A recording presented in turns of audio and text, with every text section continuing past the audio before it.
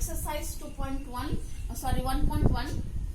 Now today we are going to start the theorem, basic proportionality theorem.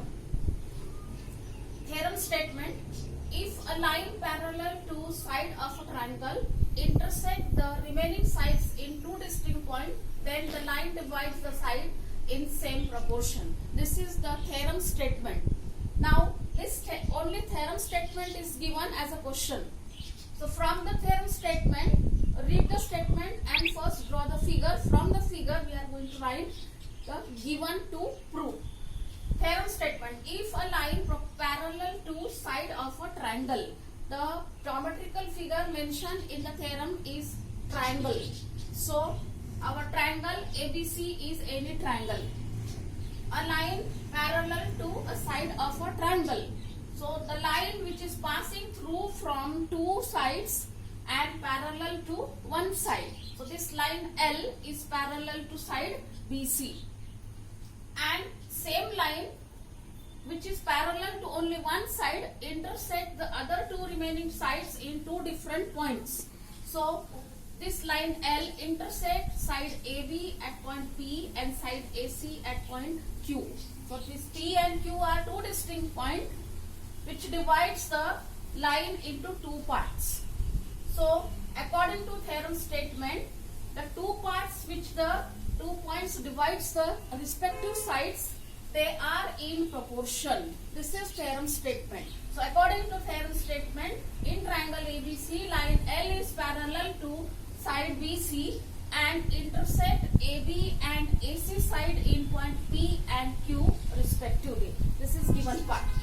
To prove, now because of these 2 points which intersect side AB and AC, this divides the two sides into two parts.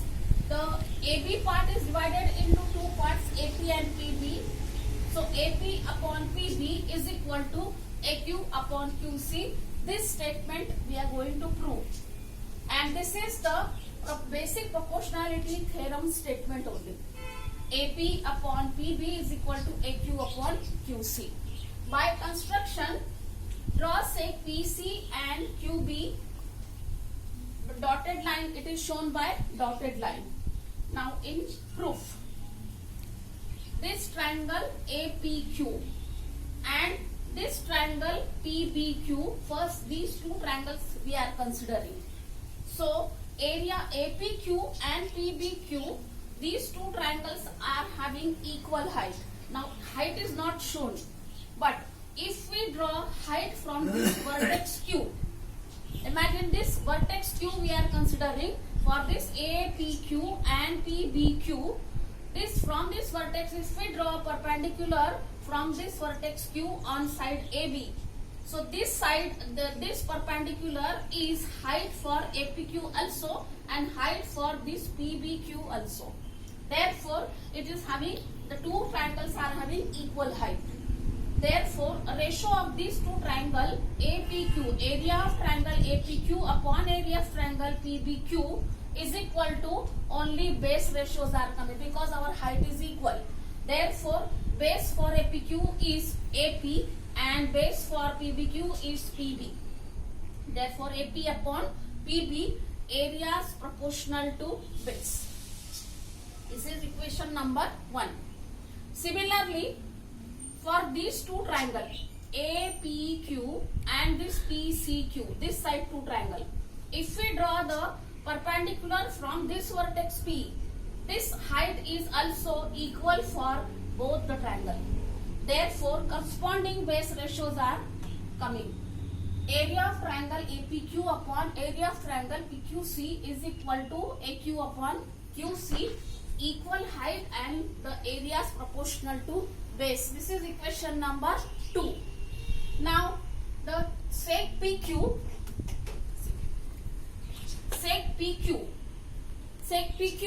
is base for this triangle and sec PQ is again base for this triangle.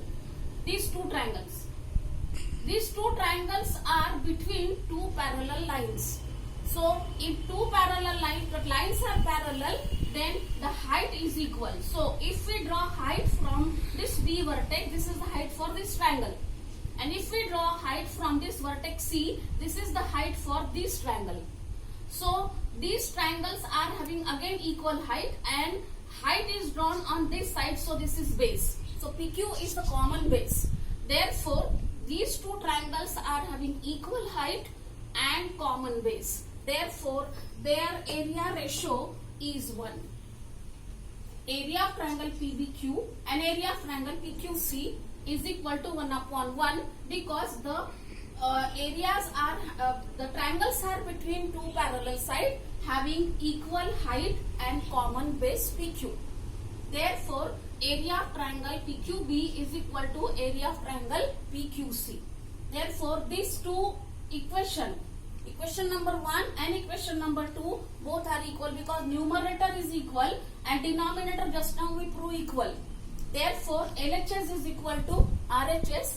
LHS is AP upon PB. RHS is AQ upon QC. So this is the basic proportionality theorem statement. AP, the ratios are equal. If in triangle one side line is parallel, then we can use basic proportionality theorem for that triangle. Now this triangle, for this triangle PQR, we will do one activity which is based on the next theorem. So triangle PQR, draw the triangle PQR by taking any measure.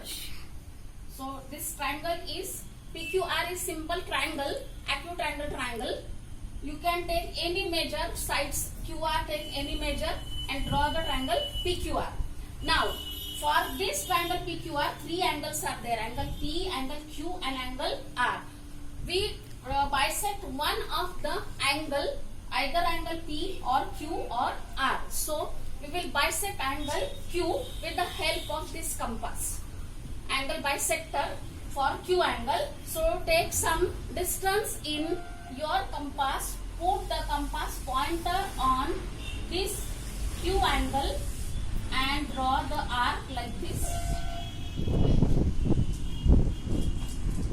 Then again put the compass pointer and take this distance and draw the arc from these two intersection points and pass the line from intersection in this way. So with the help of compass, draw the angle bisector for angle Q, and then from intersection point pass the line from this intersection and vertex Q.